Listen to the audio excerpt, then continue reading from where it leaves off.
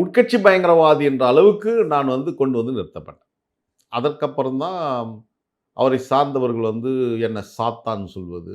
நேரடியா பேர் சொல்ல மாட்டாங்க. பட் அவங்க அதில வரும் சாத்தான், புற்றுநோய், நீலி கண்ணீர் அப்படின்னு நெறைய விருதுகள் 32 வருஷத்துக்கான மிகப்பெரிய பாராட்டு பட்டையெல்லாம் ரொம்ப நல்லா குடுத்துட்டு இருந்தாங்க.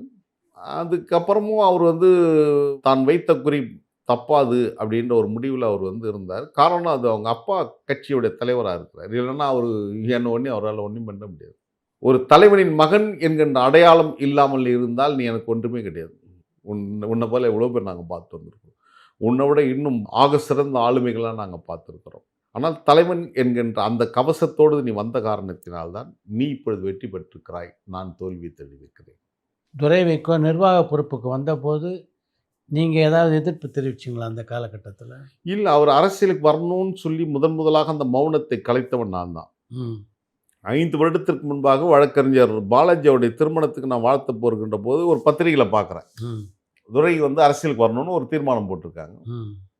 பரவாயில்லையே அப்படின்ட்டு நான் அந்த கல்யாணத்தில மணமக்களுக்கு வாழ்த்திட்டு, அப்புறம் இது சம்பந்தமான அரசியல் செய்தி பேசுகின்ற போது, தலைவருடைய மகன் துரை அரசியலுக்கு வரணும்னு தீர்மானம் நிறைவேற்றி அந்த தீர்மானத்தை நான் வழிமொழிகிறேன்.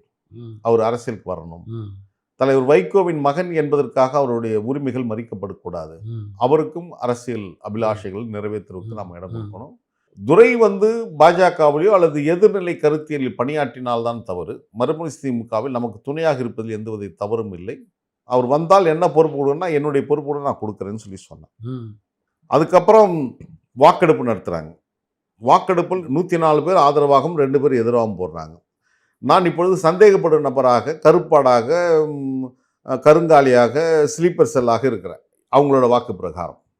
அப்போ நான் என்ன ஓட்டு போடுவோன்னு அவங்களுக்கு ஒரு அச்சம் ஏற்பட்டிருக்கலாம். எனவே நான் அவர் வரணும்னு டிக் பண்ணிவிட்டு, தேர்தல் அதிகாரி வந்தியத்தேவன்கிட்ட அதை காட்டிட்டு, இது சரிதான் நான் வரணும்னு போட்டேன் அப்படின்னா, கரெக்ட் அப்படின்னு மடித்து போட்டு அது தலைவர்கிட்ட அவர் சொல்லியிருக்கார். தலைவரும் போன நிர்வாக கூட்டத்தில் பேசினார். அவர் எங்கள் தலைவருடைய மகன், அவர் வரணும்னு நான் விரும்பினேன்.